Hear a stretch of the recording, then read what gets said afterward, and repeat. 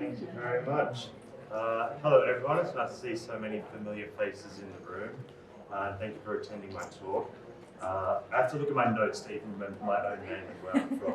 You can hear me? Is it on? Oh yeah. Right, yeah, okay. Thank you.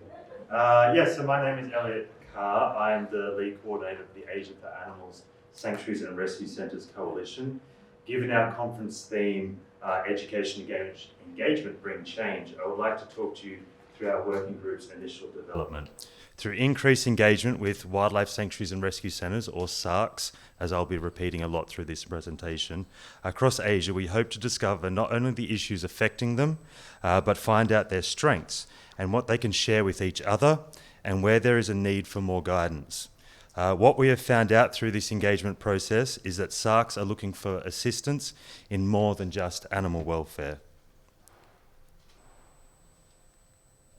So today I'm going to give you an overview of the mapping project that we conducted of Asia's NGO SARC landscape. Then through our engagement with those working in SARCs, I will share the insights we discovered and where there are some SARCs, where are some of the SARCs self-recognised knowledge gaps. I'll also outline our first working group initiatives and how we can move forward to address some of the needs SARCs told us about, and the further challenges we all need to be aware of to help sanctuaries and rescue centres achieve their missions to help wildlife across Asia. Last year, AfA received a request to provide more information on the NGO wildlife sanctuaries and rescue centres across Asia, such as who they are, where they are, what activities they are doing, who they are looking after, as well as what resources, networks, and opportunities already exist.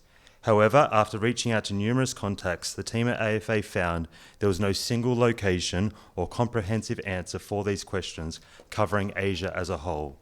Whilst there are networking bodies that operate within certain regions of Asia and groups of highly experienced people, it often relies largely on interpersonal networks and communications. This obviously complicates the ability to disseminate opportunities or connect people from right across Asia, such as for new, small or resource-limited centres, or external groups asking how they can best support wildlife rescue efforts in Asia. Thus far, we have identified almost 300 entities, and this is of course always being added to. This includes parent NGOs, physical sanctuaries and rescue centres, network organisations and organisations who assist within the Asian region on the issues affecting SARCs. To fully interpret these numbers, we need to point out that some physical SARCs have multiple animal groups within a single project, and some organisations have multiple projects or physical locations, often across multiple countries. A report, including the definitions and methodology we use to collate this information, can be found on our website. Whilst the external request for this information that started this project was specifically about wildlife, we opportunistically took the opportunity to record other SARCs we come across, such as those helping dogs and cats and farmed animals, which is helping to inform other AfA other AfA working groups. This infographic is a summary of the roughly 100 wildlife NGO-operated facilities, or those that may have may be government-owned, but have NGO involvement. Note again, this infographic is based on the number of locations and not organisations. As an example, we identified 18 NGO-involved or operated wildlife facilities in India, but 11 of those alone coming under a single parent organisation of Wildlife SOS. This study was limited to the NGO and CSO space, as AfA is an organisation supporting the efforts of NGOs. However, we do acknowledge and understanding that the regional space in Asia has many regional differences. For instance, Thailand's rescue space is almost entirely government operated, and there is a heavy reliance within India's Central Zoo Authority to provide space for rescued animals. Moving forward, we would like to develop more of an understanding of the entire SARC space, as it is important to create a picture of where wildlife is ending up and what facilities' capacities are. Understanding the situation more holistically past the NGO-only space may allow for opportunities for collaborations, along with resources and experience sharing. Another interesting point from this exercise is our discovery of a number of small, even single-person organisations that are dealing with small-scale or urban local wildlife rescue issues, such as with birds and other small animals, and in some cases primate and snake mitigation, similar to the typical idea of rehabilitators comparable to those in Asia or Europe, in Australia or Europe, I should say. So there may be an even broader church for us to be aware of that is playing a large but relatively unknown part in wildlife rehabilitation and rescue across Asia, other than the larger facilities, the larger typical facilities that we think of when thinking of SARCs. I'm very old school having to read off paper.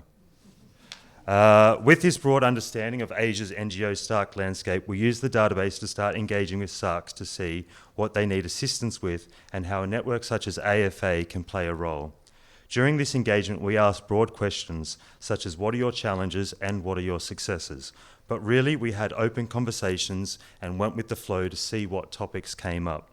So far, we have held around 50 relatively informal discussions with staff from sanctuaries and rescue centres and the other organisations that support them, either through online chats or in-person visits. So whilst this isn't the most rigorous qualitative research, this initial engagement has provided us with insights and direction into where challenges lie across SARCs in Asia and where there is existing experience or insight that could be shared. From those conversations, we were able to collate common themes of where additional support is needed. And as you can see from this word cloud, animal welfare did come up in various ways, but as you can see, it is more than just animal welfare. What we gathered from these discussions overall is that whilst animal welfare is of course a major concern of all these organisations, the people who run SARCs generally know animals, and whilst there can always be improvement to animal husbandry programs, if they do not have information on a specific animal or issue, they generally know where to find that assistance, and the camaraderie between people within well-recognised SARCs is relatively good.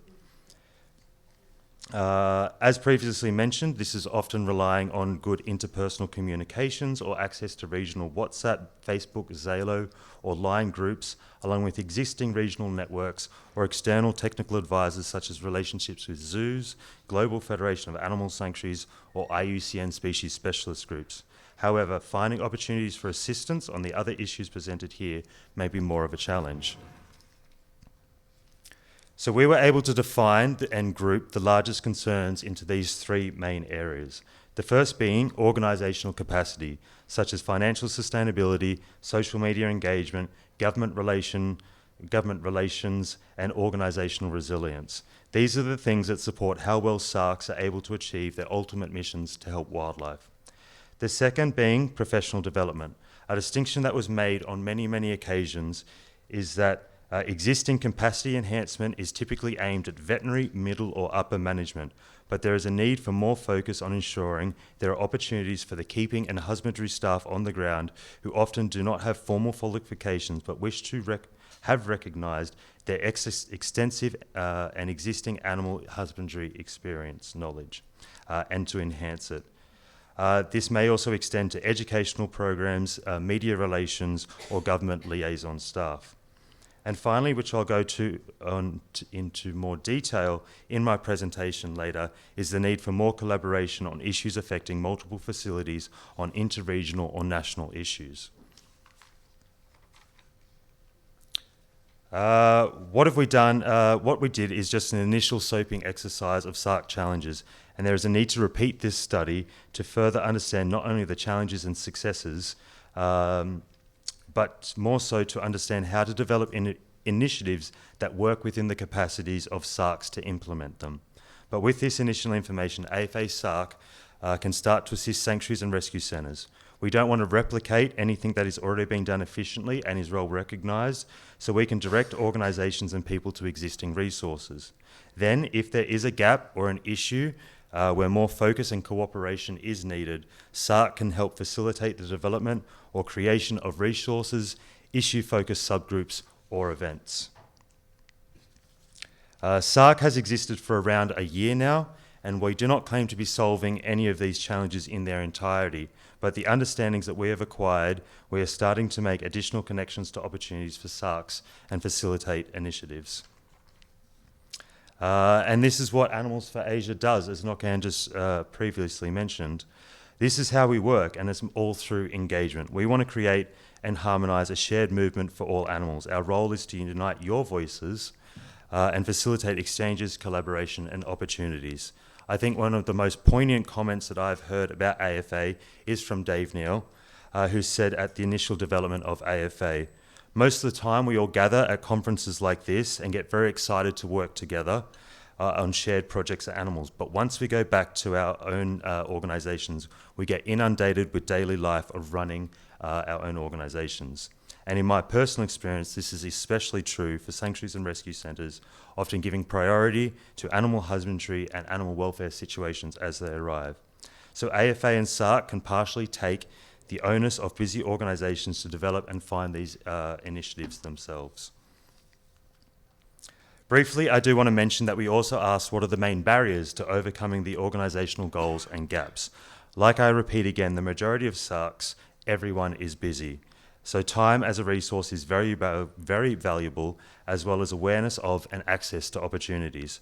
Not all SARCs are large, multi-tiered, multi-departmental organisations.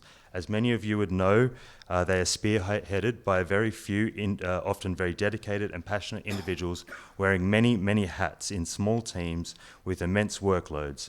While they all not acknowledge the importance of implementing programs to ensure their own viability, allocating their staff to additional activities or engaging their boards in operational sustainability processes can be challenging.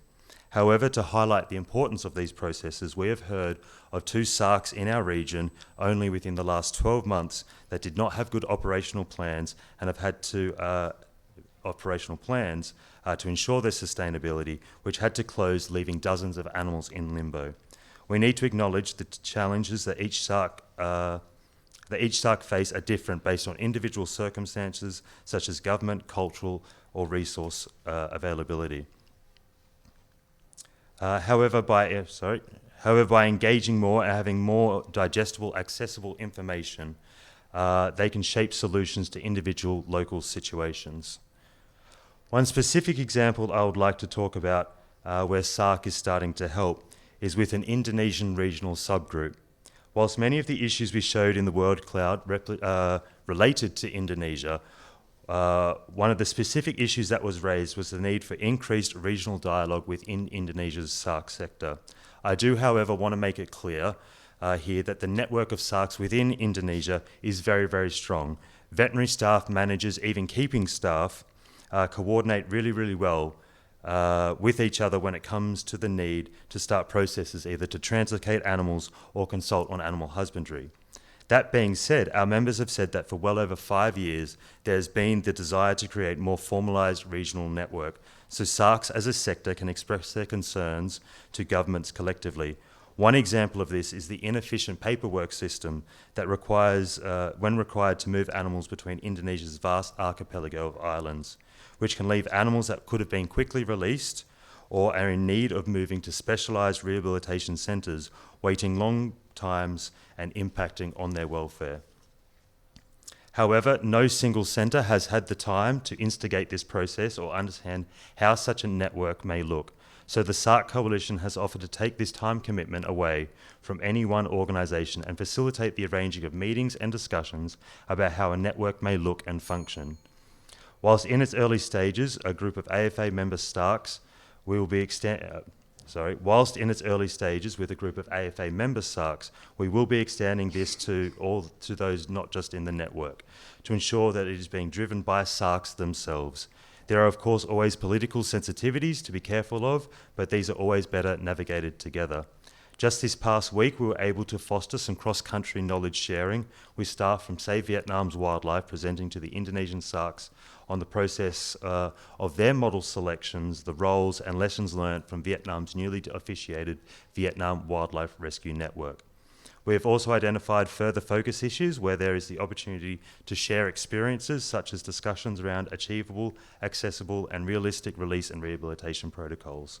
opportunities to find funding sources, along with discussions about how organizational and financial of sustainability processes can be implemented in overstretched centres. Free online events are also a tool that we make use of increasingly for the accessibility opportunities for all SARC staff to connect and learn. Conferences and workshops are often out of reach to smaller organisations without travel grants or the capacity to leave their centres. While some SARCs we have encountered still have limited internet access and capacities, online gatherings can ensure engagement equally accessible to everyone, members or not members of AfA. While we do acknowledge barriers such as language do exist, these events are just one tool to sharing what's happening within the region. Whilst these events do not solve everything, I think a quote or a bit of feedback symbolises what many across the region feel. Being part of a rescue centre in Asia often feels like a losing battle, but during events like this, it's great to feel camaraderie, as there's always more to learn to improve how we do things for our animals and organisations. Going back one more. SARC has held 2 events so far. The first designed to be somewhat of a catalyst introductory event, presenting a whole variety of tools that SARCs told us they wanted more information on, such as decision-making processes for the placement of rescued wildlife, welfare and conservation impacts and considerations of release, and multi-language professional development opportunities for keeping staff, such as from Sarah and Wild Welfare, who you may have just heard of in the next room. And again, with Sarah, AfA and Wild Welfare recently co-hosted an awareness day of animal carers and mental health issues. Whilst mental health was rarely openly talked about in my conversations during our mapping exercises, when I've had the opportunity to have site visits across Asia with the people on the ground, this sensitive issue is always under the surface and is slowly brought up to me in many private conversations. Again, this is where a sense of camaraderie that everyone is facing similar issues and is not alone is an important aspect to building this initiative. This is an area AfA also sees across all its working groups and members as a whole, and something we want to work on to ensure there is reliable information and support services available. Possibly the best role that we can play is to be that central point of contact and support and direction. This working group has a full-time person and a great extended support team dedicated to helping SARCs. To reiterate, we don't want to replicate what has already been done. For organisations requiring support, we want to be able to direct them to other organisations such as the Wild Animal Rescue Network or the Federation of Indian Animal Protection Organisations for learning and networking opportunities. Finally, sharing the existing opportunities and supports, such as like through the Global Federation of Animal Sanctuaries, Wild Welfare or the Species Survival Network, as well as foster learning opportunities with other regional SARC bodies such as EARS and PASA. We also need to recognise, promote and share the experience between SARCs across Asia, such as from the well-oiled established SARCs to those needing assistance in areas like fundraising, sustainability, media relations and staff support and development. We can also direct and foster cross-discipline and specialised opportunities outside animal welfare and advocacy, such as through AFA's Capacity and Animal Protection Coalition as it grows and expands. I'm wrapping up very quickly. Asia is, some of the challenges we need to look at is Asia is an exceptionally diverse place with many cultures and languages, as well as changing political situations and sensitivities. And there is a need for locally based solutions to many challenges.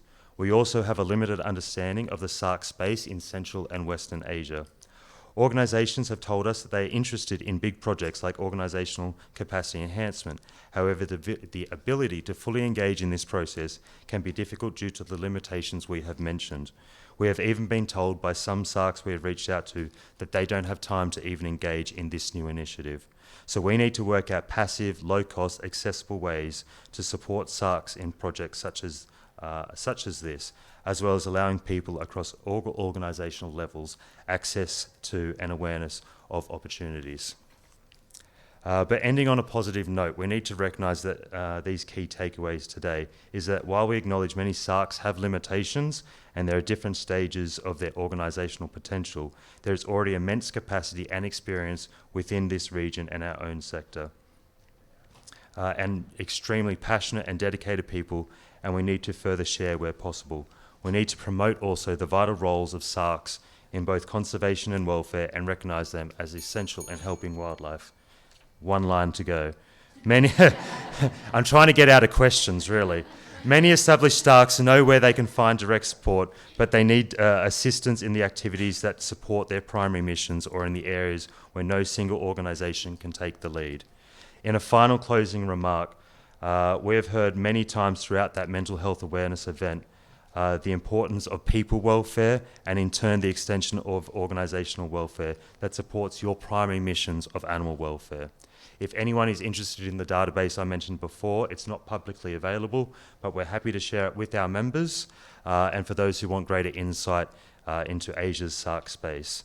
If you would like to have a chat about anything I've mentioned today and expand on a lot of the work that we've done, please come and talk to me at the AfA booth or while I'm hiding in a corner somewhere. Thank you very much, everyone.